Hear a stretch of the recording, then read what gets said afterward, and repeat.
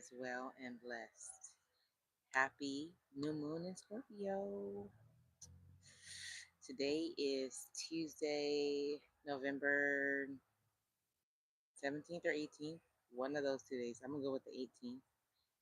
And I am live today to journal with you all, like I said, for the lovely new moon in Scorpio.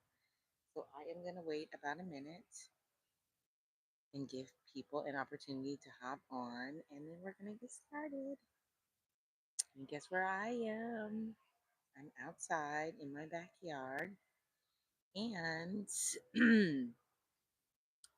I believe, I do believe that this will be my very last new moon. It'll be my last new moon here at this lovely location because I'm moving. I am moving. And it is so funny because it's Scorpio season, and I'm going to go over the quick facts and tell you why this aligns with exactly like this move is aligning with the energy that is currently taking place. So wait a couple more seconds, a little bit more, and we're gonna get started. Ooh, it's a beautiful day in Florida. I'm talking about definitely why I moved to Florida for this weather right here. This is like the middle to end of November, and I think it's like, I don't know, 80 degrees. Look, you see the sun? It's amazing. Let's get started. So, again, hello everybody. I pray that everyone is well and blessed. Thank you guys for joining me for my Journal with Me Live, where we use my lovely and wonderful creation, the 2025 Life and Lunar Journal. I created this journal because I love to journal. I love journaling. Journaling is my jam. I created this journal for us to use, and the way I created this journal was with lines because I have super messy handwriting. If any of you seen my handwriting, you know it is super messy. But I also created this journal with the full moon and new moon journal prompts already inside of them. So if you have my journal, you already have the prompts. The energy for celestial events, you typically can feel them, astrological events 3 days prior to the day of the event and then 3 days after the day of the event. So I created my journal with that in mind. And so the journal prompts are already in here. So you can journal whenever you want. The new moon is not until I believe tomorrow. Well, it depends on your time zone. I'm in the Eastern time zone. So for me, it's actually on Thursday morning at 1 o'clock in the morning. So cool. We can journal today. We can journal tomorrow. We can journal 2 days from now. It doesn't matter. It's up to you. If you don't have my journal, it is okay, perfectly okay. The journal prompts are in the description. There you go. They're right there. You don't have to have the journal, right? And if you don't have this journal to write, that's okay too. Grab a piece of paper, use the journal app. You can write them down in your regular journal if you already have one that you're using, or you can just simply listen.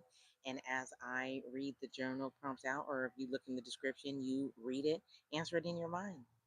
It's all the same. It's just journaling for me is a tool. It's another tool that I've found on my spiritual journey that has really helped me think about things that I don't typically think about, or think about things in a more constructive way and use it as a tool to make decisions and help me in my life and just to get my thoughts out. I have a lot of thoughts, and in my everyday life, I don't talk to people about, so like it helps me to get my thoughts out. So we are using my journal, and I have my page already torn out because I need to journal and then I need to burn my page, which I typically do on the full moon, but that is not the way that I structured my journal this year. Won't do that next year. Guarantee you I won't. Working on it now. So if you guys have any feedback, any suggestions, anything you want to see, I'm in the creative process. Hit me up. get in the comments, send me a message, in any advice or any recommendations, suggestions that you may have for my 2026 version. So we're gonna get started. I love to go to ChatGPT and just pull up some quick facts about the moon cycle, just so that I can educate myself and then just give you guys information. This is not I didn't come up with these. I'm not an astrologer. I just went to ChatGPT. You can do the very same. So if I say something that doesn't resonate with you, or I say something that piques your interest and you want to know more about it, use your medium of choice and do your own research and see what you find. Okay, so let's do some really quick facts. So, as I said, this is a new moon. New moons are a time of the lunar cycle that talks about new beginnings and fresh starts, different things like that. So, this new moon is in Scorpio. So let's find out about Scorpio. Scorpio is there. Scorpio has two ruling planets: Pluto, which is the planet of transformation, rebirth, and the unseen, and death. And their other ruling planet is Mars. Mars is the about passion, drive, and courage. Is a water sign, which means it's about intuition. They're very emotional and they're deeply perceptive and have a lot of intuition. Scorpios. Scorpios are also a fixed sign, which means they're very determined, focused, and steady. And the core energy of Scorpios are they like depth. They're very deep. They like truth, transformation, and emotional power. Their strengths are they're very loyal, intuitive, magnetic, resilient, strategic, and protective. Some of the challenges in Scorpio energy is Scorpios can be secretive, they can be intense, stubborn, and they can be prone to emotional extremes. And the purpose of scorpionic energy is to dive deep beneath the surface, heal what what's hidden, and revise and renew as needed. So I love that all of that information because as I was saying that I'm moving and Scorpio energy is about death and rebirth, and new moons are about new doing things new or um, new beginnings, and that's what I'm looking for in my life at this time. It's been an amazing journey at this home that I am in, but I'm definitely ready for a new journey, and I'm not sure 100% what that's going to look like right now, but I'm very much excited for the opportunity to do something new and to end one thing and start something new. So I'm excited about that. And it aligns, like I said, with the energy that I'm in. I'm also going to show you all the Moonology Oracle card for the new moon in Scorpio, and it says, work through your fears. I don't know if you guys can see that. It's beautiful and sunny out. And I'm just going to read a couple of things out of here really quick. The teaching for this card says that Scorpio is a sign of death and rebirth, magic, and shamans. Ooh, shamans. I am studying shamanism. I practice shaman. How do you say that? Shamanic rituals. I incorporate those in my daily life. So I don't know what the things are. I don't know if you can like call yourself a shaman. I don't know, but I definitely practice. You guys have seen me on this channel. In my typically on the new full moons, I use my shaman drum. But yeah, how funny, right? Let me get back. Um, its energy is a little bit dark, occult, even scary. Not all of us like to face the shadow, but Scorpio demands it. In fact, it's through working through your dark side that you can get to the light. And the new moon in Scorpio and the appearance of this card at any other time suggests you need to do that now. So I think that that is wonderful, wonderful, wonderful. It aligns with the facts that I found on Chat GPT. So I know it can be wrong, but it seems like, it aligns. It feels like it aligns. And one of the things on this card too, and I meant to mention it, one of the characteristics that I found previously doing my research about Scorpios is that their energy is very sexual. And on the book it says, attuned to the moon. It says have some sexy time. So there you go. Um, Moonology Oracle card. And now we get to journal. And so I have ripped my page out of my book because I'm going to burn after this session.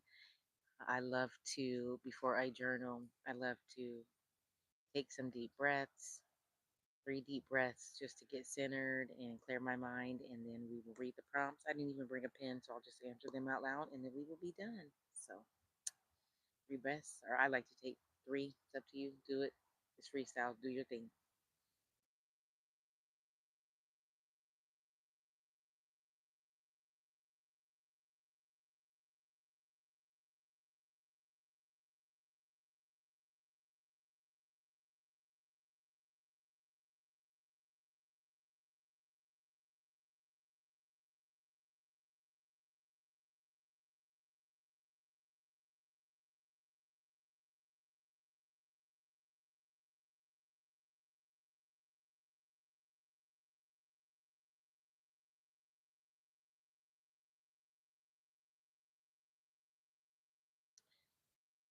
Okay.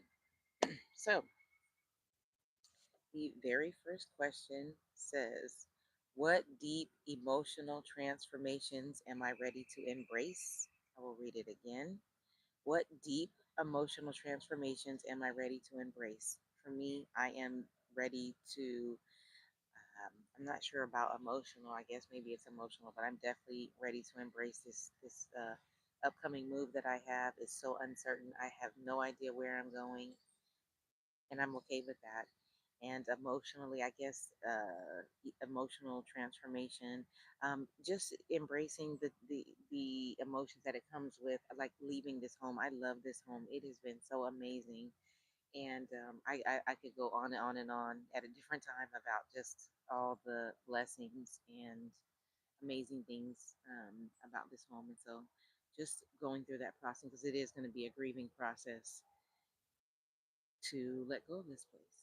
So, the next question is, how can I better honor the cycles of death and rebirth in my life? And that is a very easy question. I will repeat it one more time.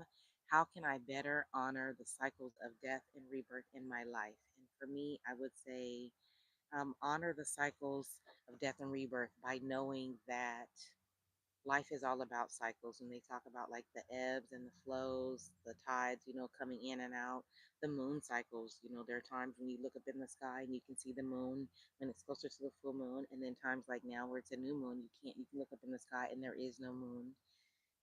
Or you can't see it, but you can still feel the energy. You know that it's happening.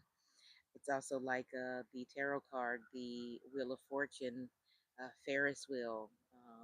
There are times when you're going to be down on the bottom, especially on a Ferris wheel. It starts at the bottom, you have to get on, and then you have to wait your turn, and it slowly goes up and up and up and up and up until you're up at the top, and then eventually you have to come back down to get off of the Ferris wheel and to let other people off and on. And so I am just going to honor the cycles of, death and rebirth in my life by knowing that everything is a cycle. Everything. There are times that are going to be great and positive. There are going to be times that are not going to be so great and so positive. And that even in death, like actual death, knowing that energy is not, it can't ever be destroyed once it's created, and so it's going to keep going. And so even if there's a death, that person or that their energy is just transitioning to another form, and that's part of life. It is everything that, everything has to go through a transition, and that is normal. And to enjoy the things that I have in my life and in my existence at this time, because they will not always be here, like my home. Just enjoy them. And you don't know when the transition is going to be. When I purchased this home, I fully expected to be here for